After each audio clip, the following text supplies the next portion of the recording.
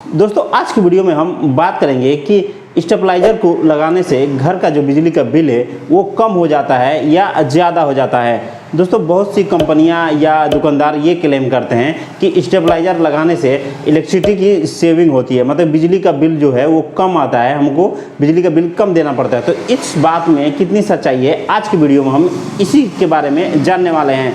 नमस्कार दोस्तों, मेरा नाम है राजकुमार, आप देख रहे हैं मेरा यूट्यूब चैनल राज ट्यूटोरियल हिंदी। तो चलिए फिर जानते हैं कि स्टेबलाइजर से बिजली का बिल कम हो जाता है या ज़्यादा हो जाता है।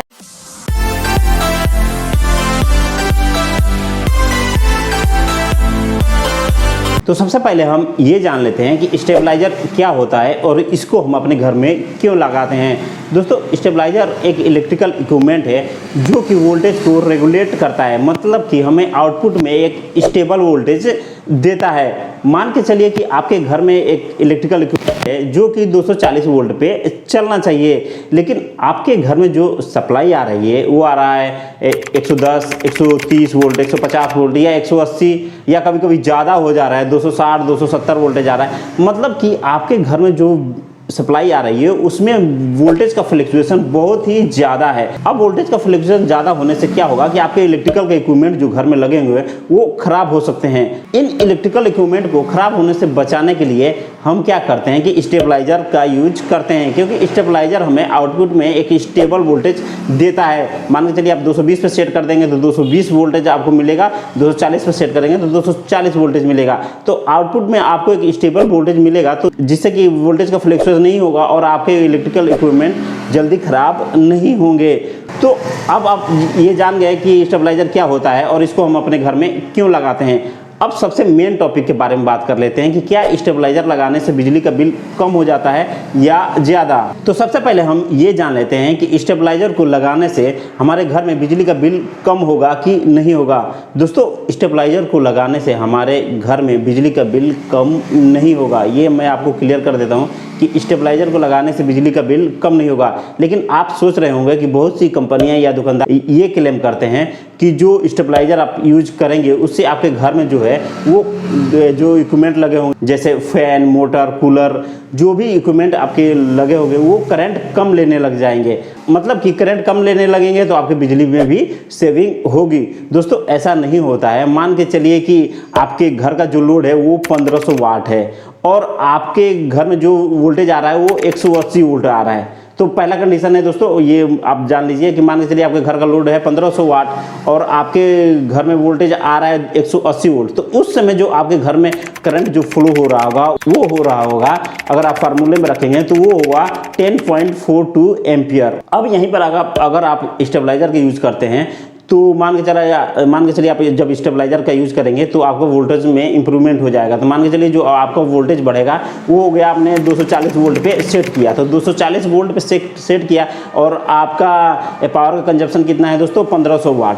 तो अब जो आपके घर में जो करंट फ्लो होगा वो आपको आप जब फार्मूले में रखेंगे तो वो होगा 7.81 एम्पियर। मतलब कि पहले करंट कितना फ्लो हो रहा था जब हमारा वोल्टेज कम था वो 10.42, अगर हम वोल्टेज को बढ़ा दिए तब कितना करंट फ्लो हो रहा है 7.81 एम्पियर। तो यहाँ पे क्या हो गया, करंट कम हो गया।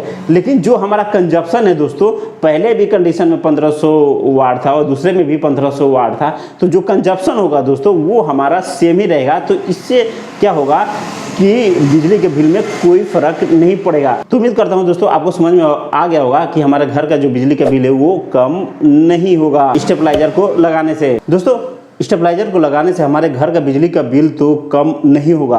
अब आप ये सोच रहे होंगे कहीं ज़्यादा तो नहीं होगा। दोस्तों स्टेबलाइजर को लगाने से हमारे घर का बिजली का बिल थोड़ा सा तो ज़्यादा हो ही जाएगा, क्योंकि दोस्तों स्टेबलाइजर जो यूज होता है उसमें ट्रांसफार्मर लगे होते हैं, रेक्टिफायर होते हैं, कार्ड होता है। तो जब आपके घर में वोल्टेज का फ्लक्चुएशन होता है तो जो ट्रांसफार्मर है उसमें लॉसेज होंगी, तो उसमें क्या होगा कि आपके एनर्जी का कंजप्शन होगा और जो स्टेबलाइजर होता है, अब मान के चलिए 2 kVA का है, 3 kVA का है या 5 kVA का है, तो उसका खुद का भी तो कुछ एनर्जी का कंजप्शन होगा जो कि वोल्टेज को आपको रेगुलेट करेगा, मतलब कि स्टेबल वोल्टेज देगा। जो वोल्टेज देगा तो उसका खुद का कंजप्शन होगा। तो इस वजह से हमारे घर में जो है वो बिजली का बिल जो है वो कुछ परसेंट बढ़ जाएगा।